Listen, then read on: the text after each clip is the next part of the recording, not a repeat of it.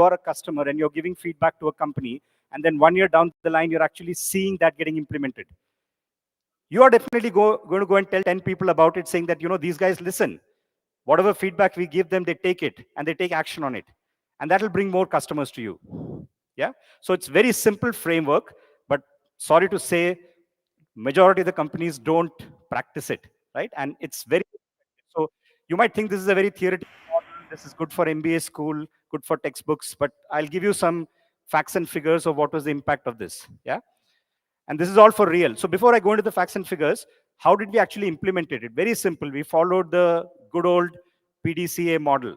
So we took each and every element of that framework and applied the plan, do, check, act model. And that's what I've tried to illustrate here on the right-hand side with a few examples. So when it comes to satisfaction surveys, how do you do PDCA? When it comes to case management, how do you do? When it comes to complaints, how do you do? Very simple, right? And we did not want a situation where they are dependent on an external consultant to run this show.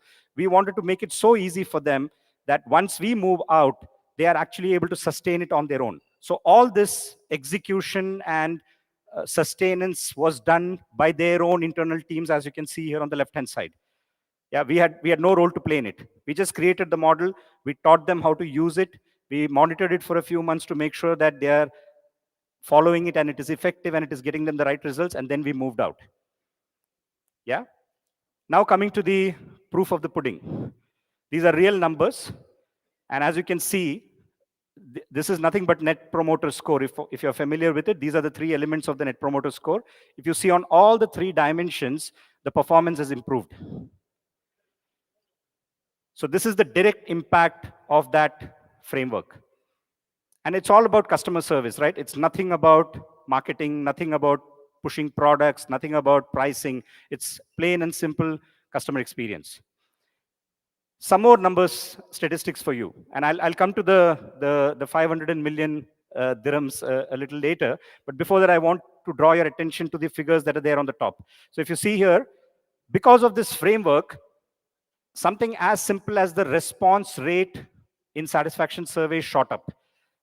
I'm sure you all know that when you send out a survey to your customers, you don't get more than 8 to 10% responses. And we struggle, right? We struggle. We do everything possible to make customers respond. Now, because we started taking actions and because we started implementing things which customers gave us as feedback, it had a chain effect on the response rate of the satisfaction surveys. And that gave us more insights, and that made more customers speak to us. And that kind of had a kind of a ripple effect on the whole framework. A lot of processes improved dramatically because of this. Because when we started listening to customers and started taking actions, we were able to actually cut down on the time taken to process a lot of transactions which customers were not. And the third one is the most interesting one. 35% of their business started coming through referrals. They saved a huge amount on their marketing spend because now they did not have to go out in the market because their customers were actually doing it for them. Yeah. And their retention rate improved. So people who were churning out decided to stay back. Now I come to this figure at the bottom. Yeah. How I'm making such a big claim. So interestingly, what happened is there was not a big impact on the core services, right? What you see on the top, the 3 million dirhams, that is the revenue that they used to generate from their core services. We were not able to make much of a dent in that. But by virtue of listening to the customers and taking action on their feedback, what started happening is the customer service centers, which are traditionally known as cost centers, started becoming centers. So a customer would call into the call center for an issue. The issue would get resolved. The customer would win trust with the team, and then the team would offer them other value-added products, and they would buy it. Why they would buy it? Because now they have a very high level of trust with the organization and the team. Yeah. So I'm not kidding you. This stream of revenue didn't exist, and because of this whole excellence framework, it got created, and it was significantly higher than the core services that they were offering. So on that note, I will stop here. I would love to catch up with you during the breaks and the networking time. So thank you so much for listening to me patiently. Thank you so much for this very enlightening presentation. Please join us here as, please, Vipin. Mr. Vipin, sir, please kindly join our center stage. May we please kindly request and invite Mr. Mohammed Jamal, our Director of Training at Blue Ocean Corporation, and Mr. Grant Swapnipal, our Regional Lead and Alliances, Middle East and Africa at the Association for Supply Chain Management, to kindly felicitate Mr. Vipin Vaidyanathan, please center stage. Ladies and gentlemen, please put your hands together for Mr. Mohammed Juljam at Blue Ocean Corporation and Mr. Grant Svenepal, our Regional Lead, Global Channels and Alliances, Middle East and Africa at the Association for Supply Chain Management. Thank you for doing the honors, for presenting this very beautiful memento on behalf of Blue Ocean Corporation. Ladies and gentlemen, it's time for us to feel energized because this truly is a very interesting panel discussion. Yes, it's an all women panel, and we're going to discuss the role of women in Saudi Arabia's procurement landscape. Well, ladies and gentlemen, this is absolutely an exciting panel where I'm going to please welcome all our distinguished lady panelists here on stage. In this session, let's explore the vital to shape the procurement landscape and how their leadership and expertise forward. May I please request you all? I'd like to Rashid, Senior Manager, Global Procurement at PepsiCo, our esteemed panelist, to kindly join us here. Thank you so much. Ms. Yasmin Adel Abu Ali, Head of Supply Chain Management at Saudi Mechanical Industries Company. Shukran. I think we can do definitely better applause. As we like to welcome Dr. Dalia Ahmed Gate, Re-Engineering Supply Chain and Quality Expert, KSA, USA. Thank you very much, ma'am. Let's dance together as we like to welcome Miss Rana Aliaboon, Supply Chain Manager. And to moderate this brilliant session, may we kindly welcome Ms. Fadila Hassan at Schellenberger to kindly join us here. Ladies and gentlemen, let's dance together for our lady moderator, ma'am, Ms. Fadila Hassan.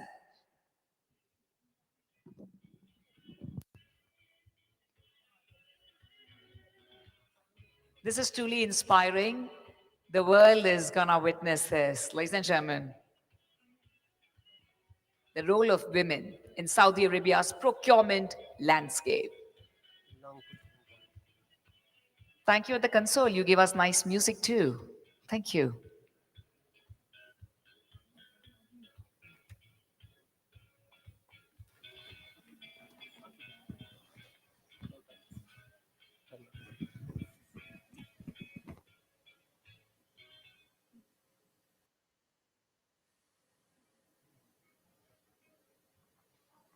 Thank you, sir. Thank you, ma'am. May I kindly request you?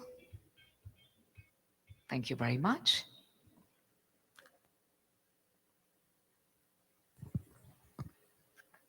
أهلا وسهلا بكم جميعا. يسعدني ويشرفني أن أدير الجلسة الحوارية اليوم تناول موضوع دور المرأة في سلاسل الإمداد والمشتريات ضمن رؤية المملكة العربية السعودية 2030. معاكم فضيلة طويل، خبرة 7 سنوات في قطاع النفط والغاز. وكما نعلم جميعا تهدف رؤية المملكة العربية السعودية إلى تنويع الاقتصاد وتقليل الاعتماد على النفط وزيادة مشاركة المرأة في سوق العمل. اليوم تجاوزت نسبة مشاركة المرأة في سوق العمل السعودي 37%، وهو ما يفوق المستهدف الأساسي لرؤية المملكة العربية السعودية الذي كان 30%.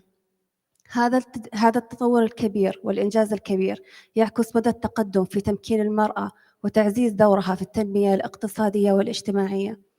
اليوم لدينا 4 نساء متميزات لسن فقط رائدات في هذا المجال، بل هن أيضا شغوفات في تطوير مستقبل سلاسل الإمداد في المملكة العربية السعودية. أهلا وسهلا بكم جميعا. دعونا الآن نبدأ في جلستنا الحوارية مع دكتور داليا. أهلا وسهلا بك دكتور داليا. أنا متأكد المهنية كانت حافلة بالكثير من التحديات خلال 20 سنة، ما شاء الله تبارك الله. هل يمكنك مشاركة لحظة في مسيرتك المهنية حيث كان كونك امرأة تحدياً كبيراً، وكيف تغلبتِ على هذا التحدي؟ بسم الله الرحمن الرحيم. بداية أتشرف جدا بوجودي مع حضراتكم، وبنتشرف بوجودنا تحت مظلة بلو أوشن، ونشكر الأول المملكة العربية السعودية ورؤية 2030 اللي مكنت المرأة لهذه الفترة أن احنا نقعد قدام حضراتكم الآن كامرأة على الستيج. يعني أنا من الناس اللي كنا موجودين قبل كده، اتولدت وربيت في منطقة الباحة، منطقة حبيبة على قلبي يعني. فقد إيه شايفة الفرق الحمد لله، الرؤية والاستراتيجيات اللي بتتعمل علشان إنها تدعم دور المرأة وتمكين المرأة.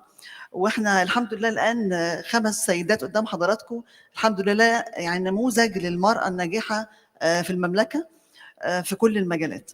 بالنسبة يعني الجزء المهني والرحلة المهنية عندي، فأنا عملت كتير في مجال supply chain management والprocurement والinventory والplanning في دول كتير، المملكة طبعا العربية السعودية وفي ماليزيا وفي أفريقيا في أوغندا وفي كثير من الدول في كثير من المجالات سواء international أو multinational. واقدر اقول ان مجال السبلاي تشين مانجمنت من المجالات اللي مش سهله، لان هي الهارت، هي قلب اي مؤسسه. فيها تحديات كتير في كل المجالات، سواء تحديات داخليه جوه المؤسسه او تحديات خارجيه مع الموردين او مع الكاستمرز.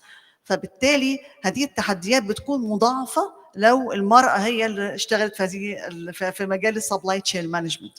لازم تكون مؤمنه جدا بيها وتكون ناجحه فيها، لان التحديات بتتضاعف بناء على الكالتشر، بناء على الهيكل التنظيمي الموجود في الشركه، بناء على الدوله اللي انت بتشتغل فيها، بناء على اهميه وايمان الموظفين او الشركه بدور السبلاي تشين مانجمنت. فمن ضمن الاشياء المهمه جدا اللي انا عديت بيها يعني بصراحه في افريقيا في اوغندا، واحنا مش بنتجه لافريقيا كتير، مش بنتجه لاوغندا كتير، بس اوغندا عملت فيها بروجكت هو التريبل هناك مهم جدا تحت انظمه اليونايتد نيشن، وشفنا كمثال المراه الافريقيه احنا مش بنتجه لها كتير، كانت ناجحه جدا في العمل الخاص بيها، وكانت وتقدر انها توصل لاهدافها. فانا يعني المسيره المهنيه شايفه فيها للمراه كتير في السبلاي تشين مانجمنت. يعتبر قطاع جديد على النساء. برأيك ما هي الحواجز الهيكلية والثقافية التي لا تزال موجودة أمام النساء، وكيف يمكن للمنظمات العمل على إزالتها؟ تمام، لازم المرأة تبقى فاهمة تماما التحديات أو خارج المؤسسة في مجال السبلاي تشين مانجمنت، فتبدأ بالتحديات الاستراتيجية إن هي جزء فاعل في نجاح السبلاي تشين مانجمنت ونجاح المؤسسة. فتبقى هي تبقى شايفه احنا زي المملكه العربيه السعوديه حاليا في تحديات كتير، زي الامتثال، زي الاستدامه، زي ان انا ازاي اعمل علاقات وتفاوض استراتيجيه مع الموردين. السي ار ام والاس ار ام من الاشياء المهمه جدا اللي بتخلينا لازم كمراه كمان يكون عندها تشالنج، تكون شايفه علاقات قويه سواء مع الموردين او البي تو بي او بي تو سي. ده كجزء استراتيجي. كجزء هيكلي مهمه جدا للمراه تبقى فاهمه دور السبلاي تشين مانجمنت بقوه، بتبقى فاهمه ايه الفانكشنز. لان التحديات الهيكليه بتواجهنا لما ندخل شركات كتير، هو الفانكشنز اللي مش واضحه في اداره السبلاي تشين مانجمنت، اللي هي مفترض تبدا باداره التخطيط والبلاننج قوي جدا، ثم اداره البروكيورمنت والبرتشيزنج. طبعا البروكيورمنت غير البرتشيزنج، ده زي المخ والعضلات كده. ثم اداره الانفنتوري والوير هاوسنج والمخزن والمخزون، من اهم الادارات الموجوده في فلوس المؤسسه الحقيقيه اموالها موجوده في المخزون وفي المخزن، مش في البنك، مش في الخزنه. طبعا موضوع البركيورمنت ان 60% من الاموال المؤسسه والدخل المؤسسه بيخرج على يد رجل المشتريات، فلازم يكون فيري افكتيف. الجزء اللي قبل الاخير هو جزء اللوجيستكس واللوجيستكس مانجمنت وجزء الترانسبورتيشن. وبما ان الدكتوراه بتاعتي في مجال اللوجيستكس، فانا فاهمه كويس قوي ازاي حتى مجال التسعير، يعني هذه الزجاجه التسعير بتاعها مبني اساسا على اللوجيستكس وعلى النقل، غير البرودكشن وغير الفانكشنز الثانيه. ثم الكاستمر سيرفيس. فالمراه ليها تحديات كتير في الكلام ده كله. اضيف لذلك بقى يا استاذه فضيله موضوع الورك بالانس، يعني الورك بالانس واللايف بالانس، المراه عليها دور بعد كل التحديات دي تتوازن مع البيت ومع الاسره ومع الاولاد والكلام ده كله. فيس وي كان، والمراه تقدر تعمل كده ان شاء الله. أكيد أكيد. شكرا. أستاذة بيان، بينما تدخل العديد من النساء في وظائف المشتريات، ولكن هنالك عدد قليل منهن يصل إلى المناصب التنفيذية والإدارية العليا، برأيك لماذا؟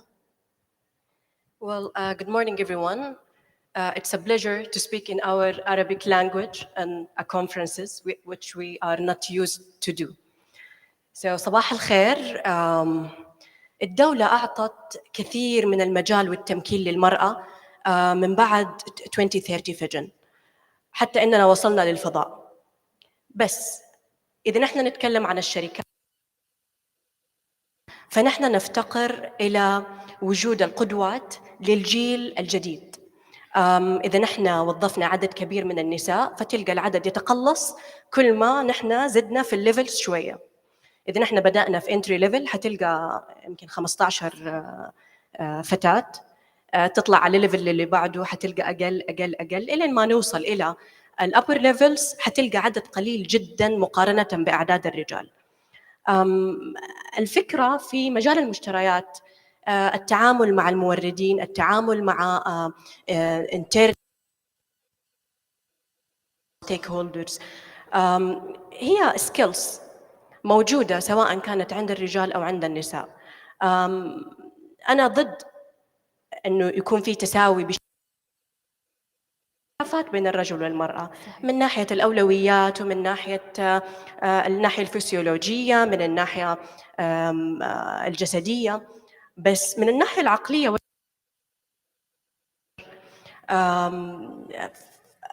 العدد القليل من النساء في الليدرشيب يقلل من عدد القدوات. في حاجتين، في change management و management of change. التشينج مانجمنت موجود لأنه التغيير فرض علينا فرض كوجود النساء في ضمن المنشآت حالياً في المملكة. بس التشينج، المانجمنت اوف تشينج، لوضع استراتيجية في تطوير النساء، في وجودهم وفي تمكينهم من خلال البرامج التدريبية، من خلال التطوير، من خلال الاستقطاب. فهذه مسؤولية الشركات، مسؤولية إدارة. هل هنالك دور يقوم فيه الرجل في بيئة العمل ويساهم على تطوير النساء في بيئة العمل في أدوارهم؟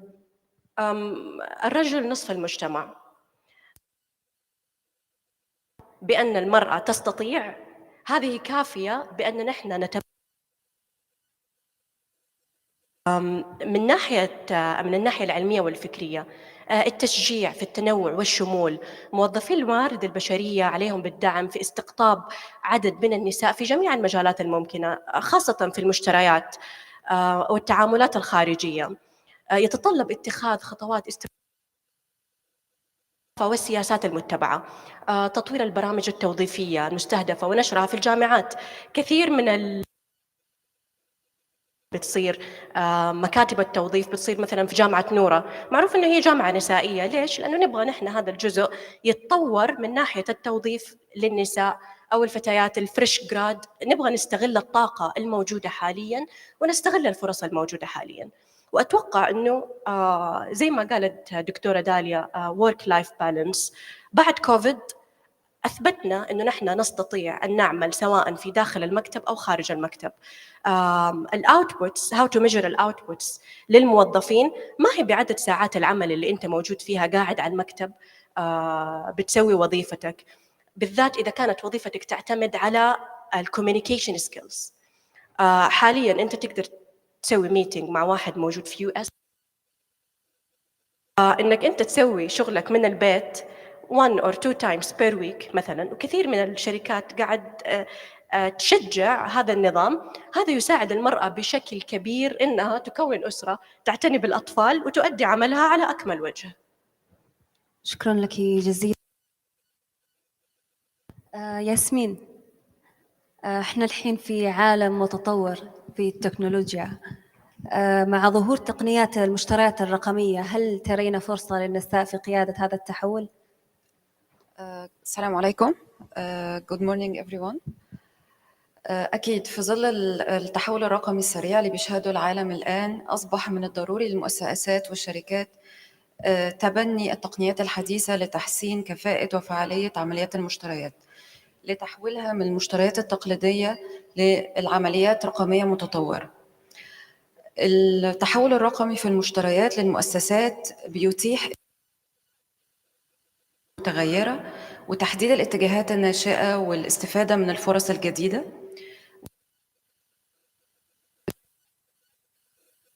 شركات دفع التحسين المستمر والابتكار داخل وظيفة المشتريات لتحقيق تحسين مستدام ومضاعفة الإنتاجية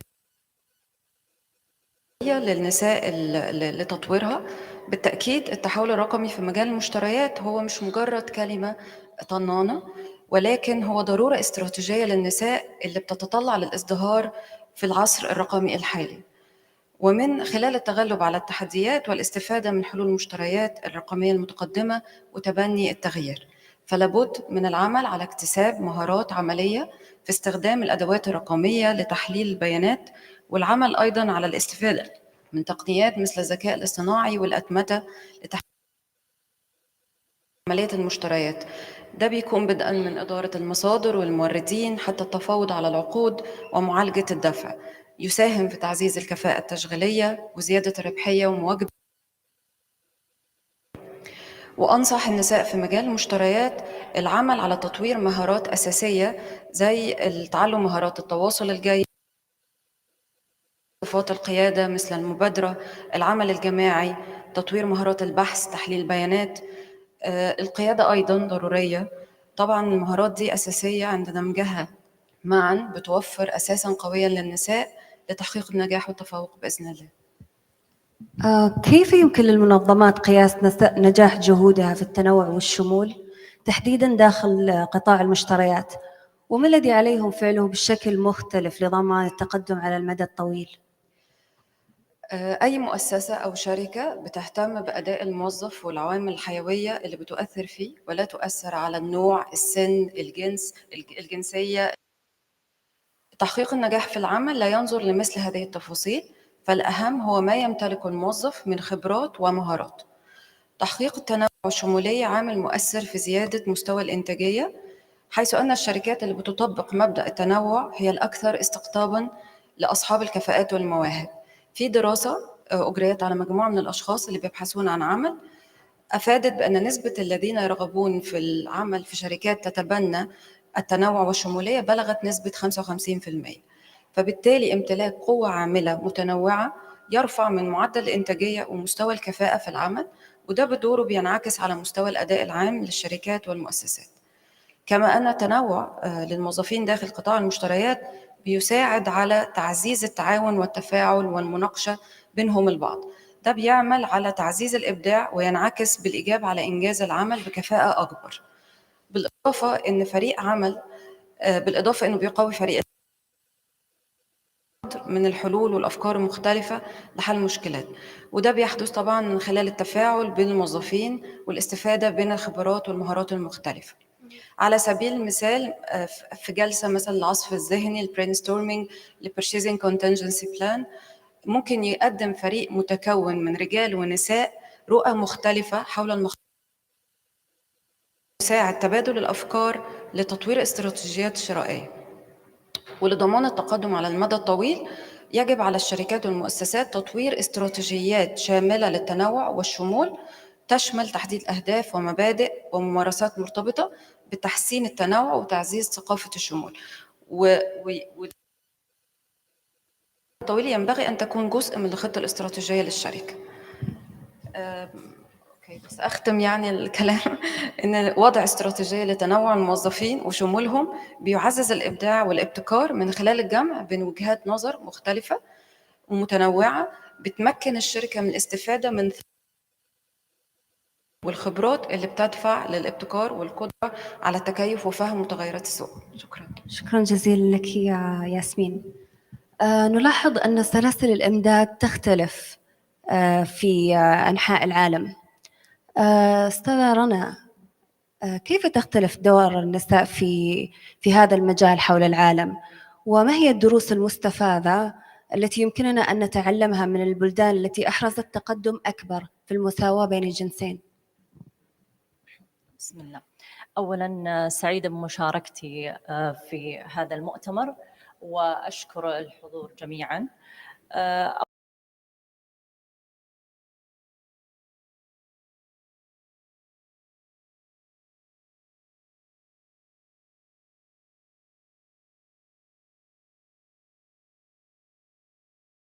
البيئة والمحيطة والابتكار والتكنولوجيا، أصبحت إدارة سلاسل الإمداد أمراً لا يمكن الاستغناء عنه بسبب الابتكار المستمر في التكنولوجيا وتوقعات العملاء المتغيرة بسرعة. أصبح نجاح وتنافس المنظمات معتمداً على إدارة سلاسل الإمداد بشكل فعال ومتوافق مع البيئة والتكنولوجيا المتقلبة باستمرار. والجزء الثاني من سؤالك، كيف يختلف دور النساء في هذا المجال حول العالم؟ بطبيعة الحال وتغير الوقت ودخلت المرأة سوق الأعمال في سلاسل الإمداد، وفي بعض الدول سبقتنا في مشاركة النساء في هذا المجال وحصلوا على مواقع إدارية عليا، ولكن بعد رؤية سيدي الملك سلمان بن عبد العزيز وولي عهده محمد بن سلمان حفظهم الله، دخلت المرأة في هذا المجال، وأتوقع أن المرأة السعودية حققت قفزة عالمية بحيث أصبحت تنافس في أعلى المناصب الإدارية نتيجة الصلاحيات التي منحت لها، زائد أن المرأة السعودية لديها الحماس وحس المسؤولية والتفوق في مجالات عدة، والمرأة السعودية محبة للتطور والتعلم وبث التعليم كذلك. وأتوقع أنها رغم السنوات التي تأخرت عنها عن العالم في سلاسل الإمدادات، أتوقع الآن أن نقول نحن في مصاف الدول، وقد نجحنا في ذلك وقد تفوقنا كذلك على الدول الأخرى. بما أن وقتنا ضيق راح نختم هذه الفقرة بسؤال لرنا.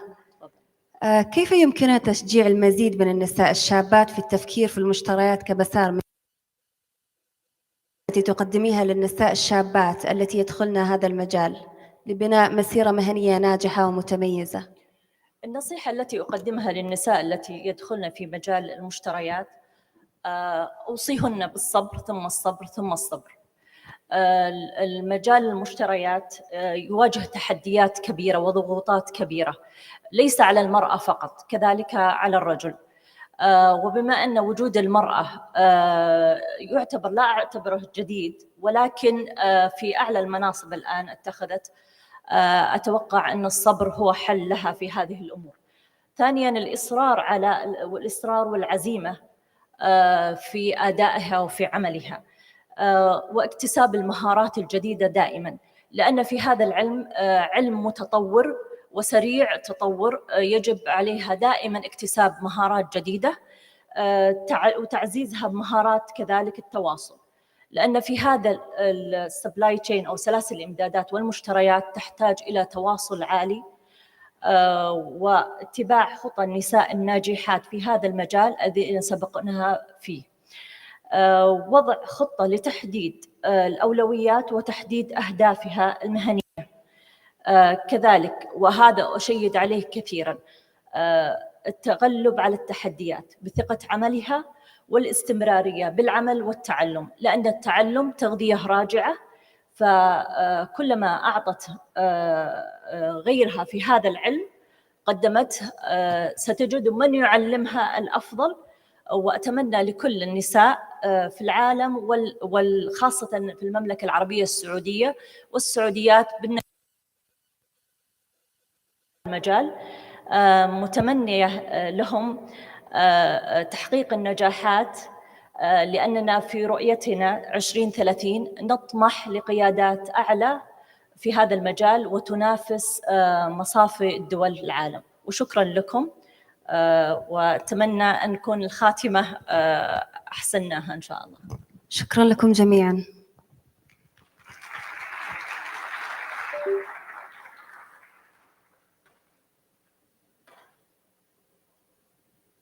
What an interesting panel by our beautiful lady panelists. May I please kindly request to do the honors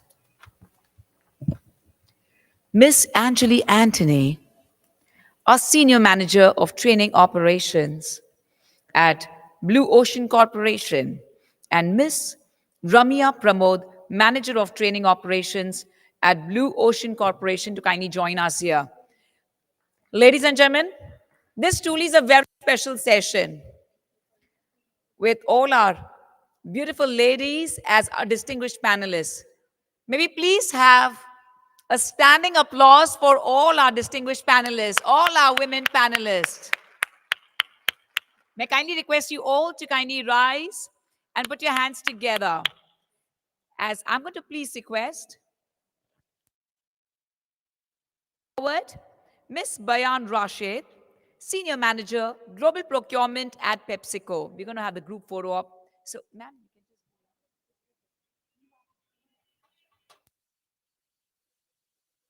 Thank you very much. Ms. Yasmin Adel Abu Ali, Head of Supply Chain Management at Saudi Mechanical Industries Company. Thank you so much, ma'am.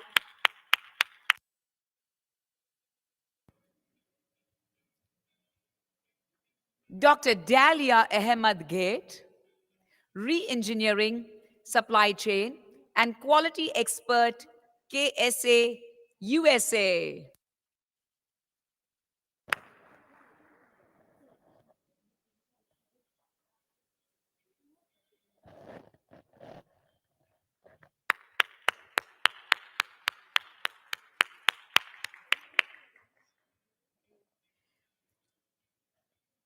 Ms. Rana Aliaboon.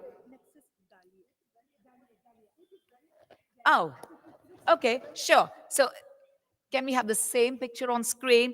Once again, maybe all put hands together for Dr. Dalia Ahmed Gate, Re-engineering, Supply Chain and Quality Expert, KSA, USA.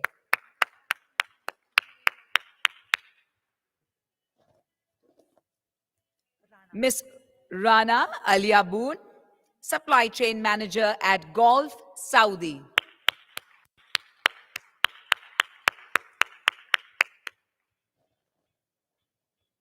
And brilliantly moderated by Miss Fadila Hassan, Sourcing Specialist at Schlumberger.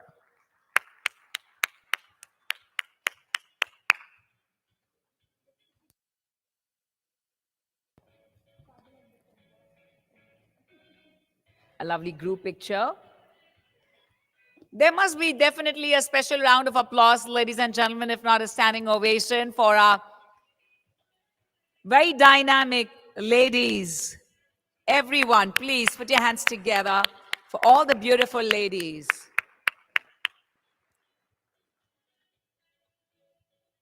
working and doing their best at Saudi Arabia's procurement landscape.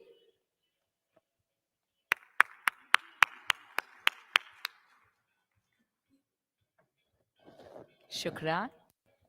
Thank you so much. I'm going to have my lovely picture with all of you too.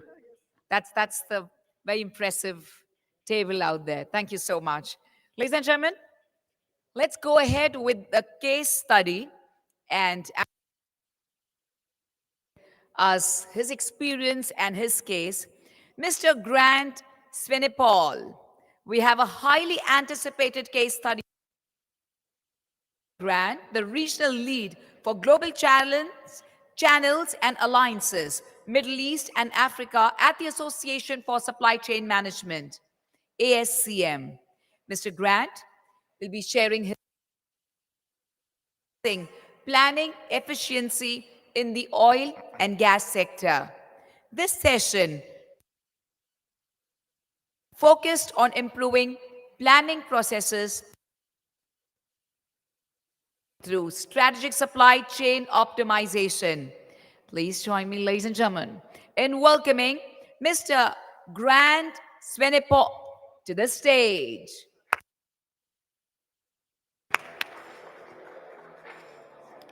Thank you. Thank you. Let's check this.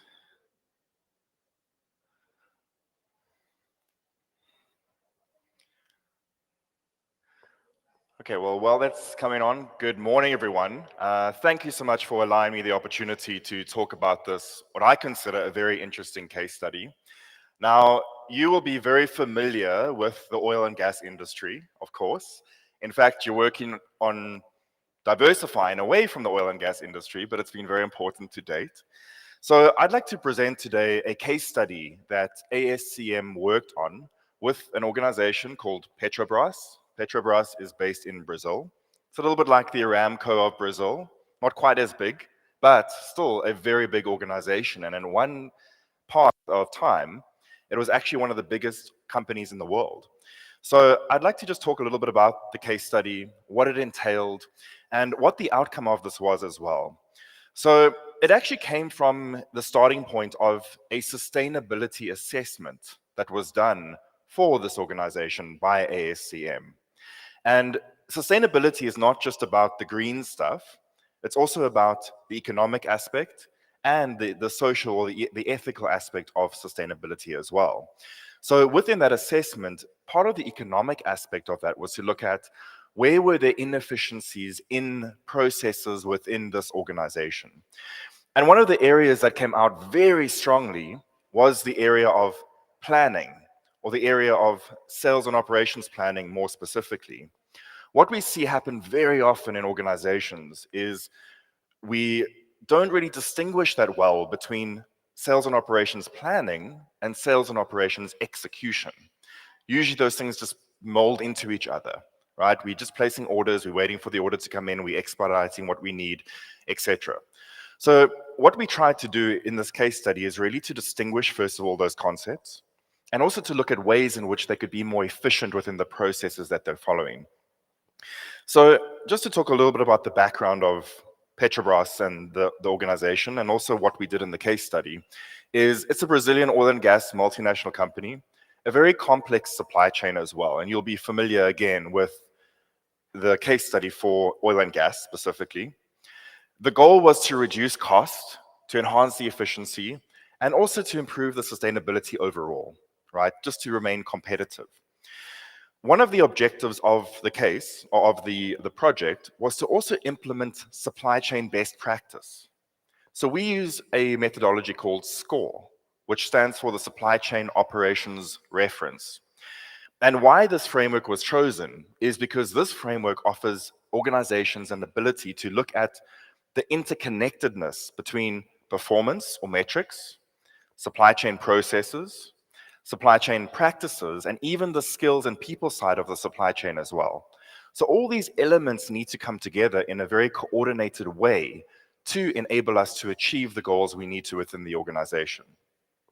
So the SCORE model was one of the ways that, one of the areas that was looked at specifically for this company. Some of the challenges that they had, was, first of all, high inventory costs, excess stock and increased costs there because of the inefficiencies in the inventory that they were holding. And I do want to caveat the scope of this project.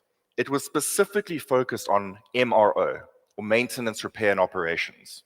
So we went to various sites of this organization in Brazil, and what you saw there was items that are applicable, for example, piping, materials that you need for oil rigs and things like that, that have been sitting there for 20 years, sometimes 30 years.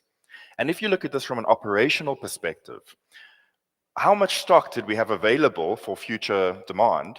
And in some cases, it was decades worth of stock, right? Even items like smaller items that you use in a more frequent way were sitting there in their warehouses. So this is a huge problem.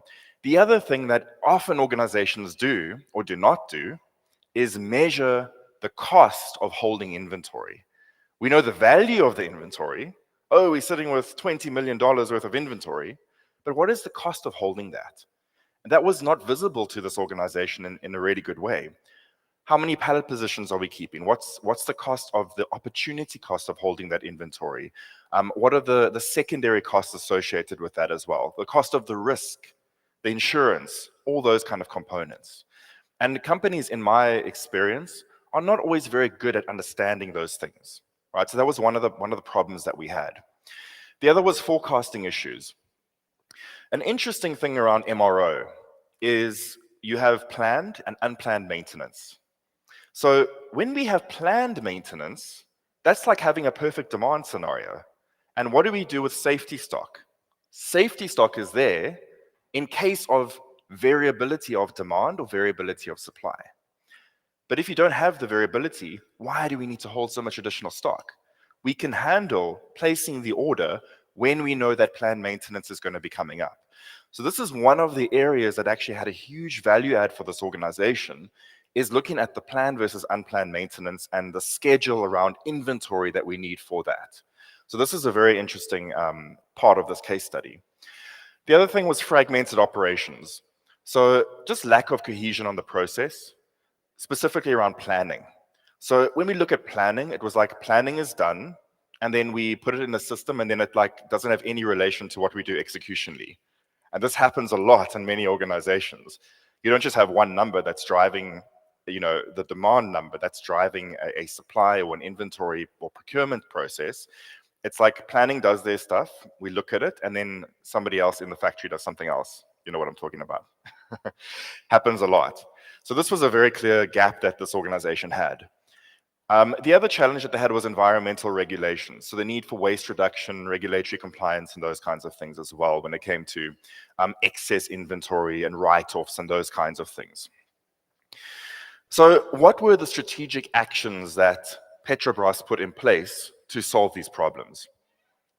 Well, the first one was adopting the SCORE model, looking at a standardized process methodology, the best practice around sales and operations planning. So having things like demand review, having a supply review, doing balancing of inventory and balancing of demand and supply. And also looking at aspects like demand management, right? So we have demand planning and we have demand management. So demand management will be, okay, we have an issue with getting some stock in.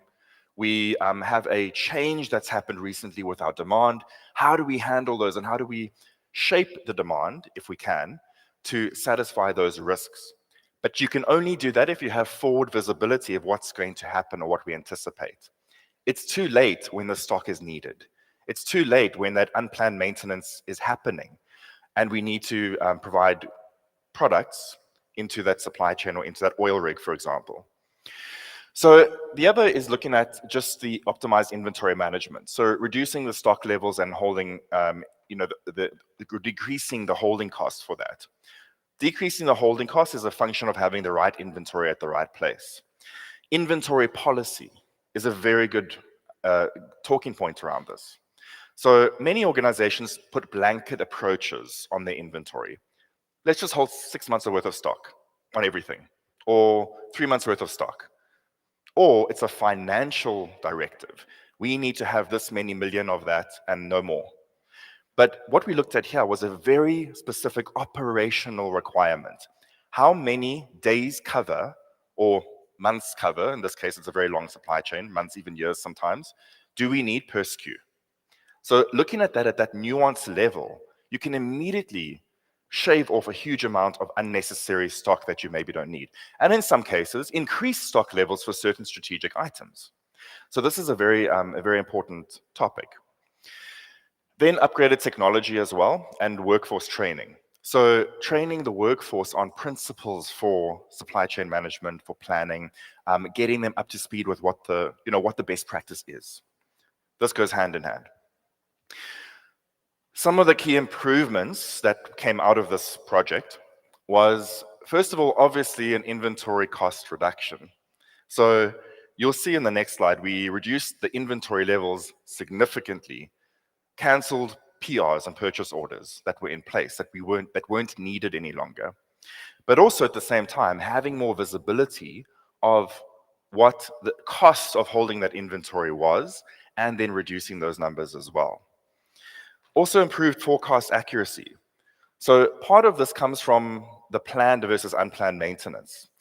The one piece that was a big impact here was planning centrally and executing locally. So making sure that we had visibility of the entire network, not one region or one segment placing their own orders, but rather consolidating the demand into one demand number, and then allocating that across the different regions and across the different supply chain networks. So this is a huge impact, right? That central visibility of all of these things that are happening. A very simple one, and this happens in a lot of companies as well, is if within your network you already have the stock available, why are you purchasing more? It, most of the time, is better to just do an interbranch transfer, right? You have the stock, it's there, and you just need to make sure that it's in the right place. So this is something that companies do a lot. You only have visibility of what you're doing in your region, and then that impacts you making an order that you didn't actually need in the first place. So this is something that's very simple, but can make a big difference. The improved forecast accuracy, as I mentioned, and this really has because of the visibility of the demand across the network, it is better to look at it at that overall level, and that actually helps to improve the accuracy of it. Some efficiency gains, some standardized workflows, and then minimized redundancies. So part of projects like this is really analyzing the process, making sure that the steps in the process are not redundant, that we have steps that make sense, and that all of them add value. So how we actually went about this project was, we have a methodology, it's called a transformation learning program. And within that methodology, we do an as-is. So as-is processes, as-is metrics, as-is performance, as-is practices that we have currently in that supply chain, and then look at opportunities within those entire processes to improve them based on the SCORE model. So using the SCORE model as the reference, and then using that model to make those improvements. So the other part that really was a big benefit was there was enhanced collaboration between the different parts of that supply chain, specifically planning, and then how that relates to execution as well. So much better connection from those sort of things there. So some of the results that they received, definitely cost savings, significant cost savings, in fact. Service level improvements. Now that doesn't sound realistic, right? You think you're going to reduce the inventory. What about the service? And in their case, the customer is an internal customer. It's the oil rig or the oil refinery that needs the products to keep on running, that needs, materials and nuts and bolts and things like that.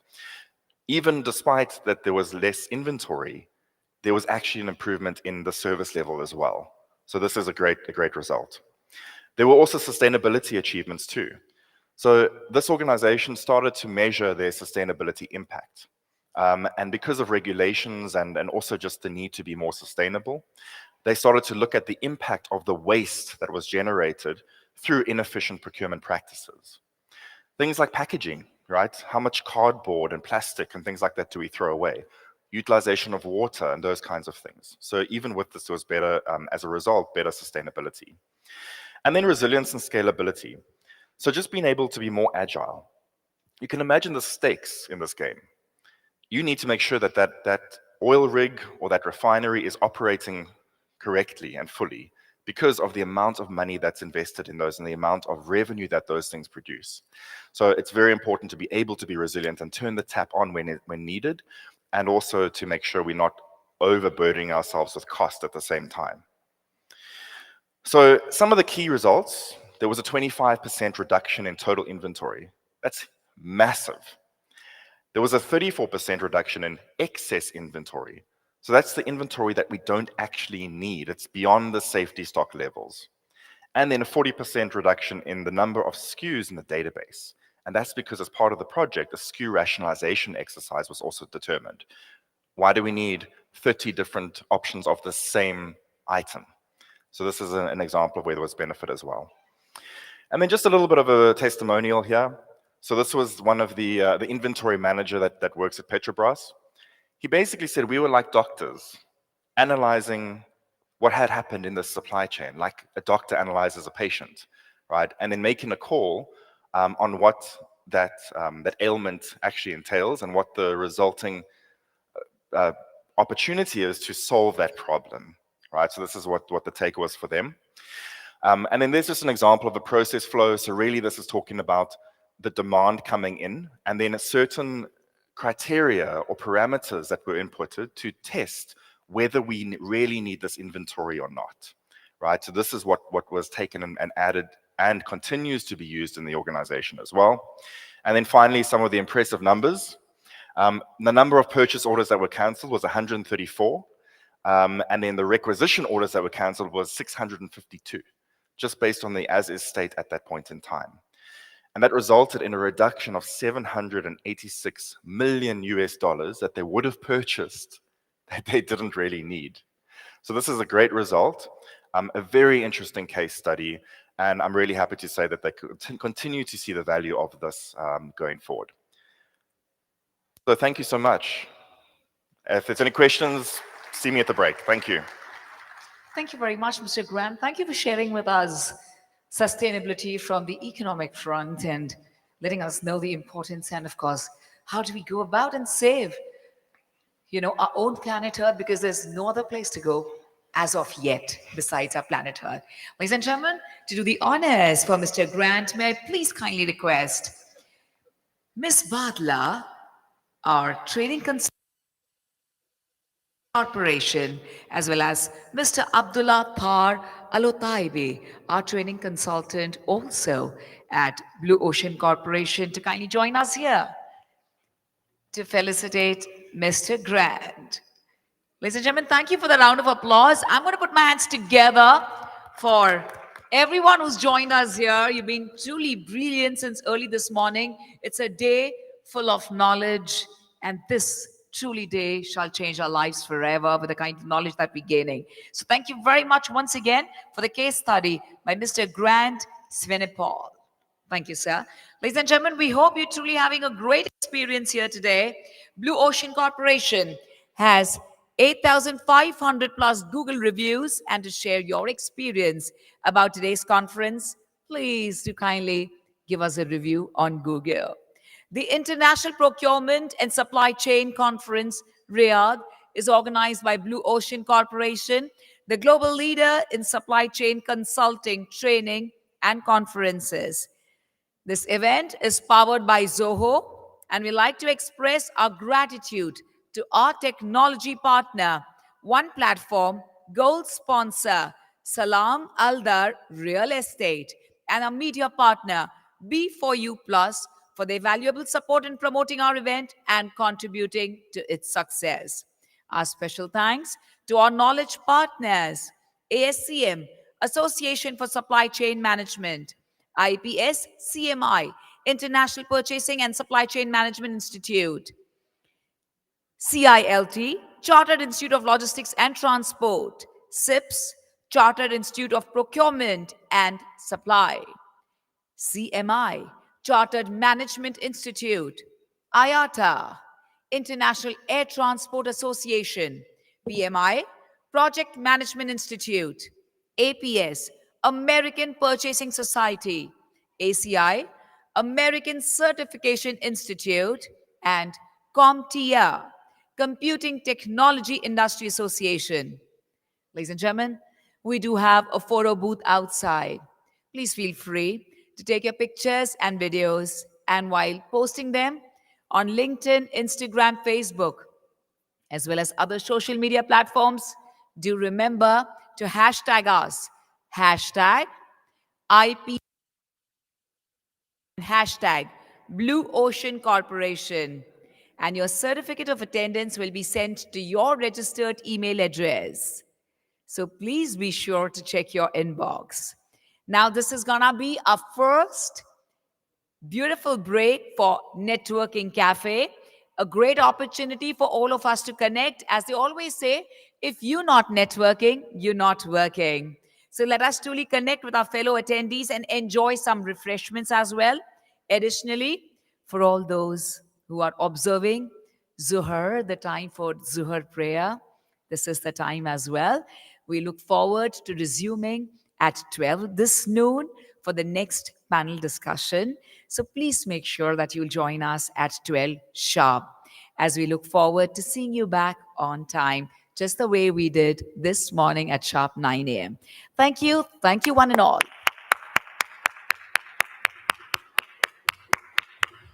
Look forward to welcoming you back where you carry more energy,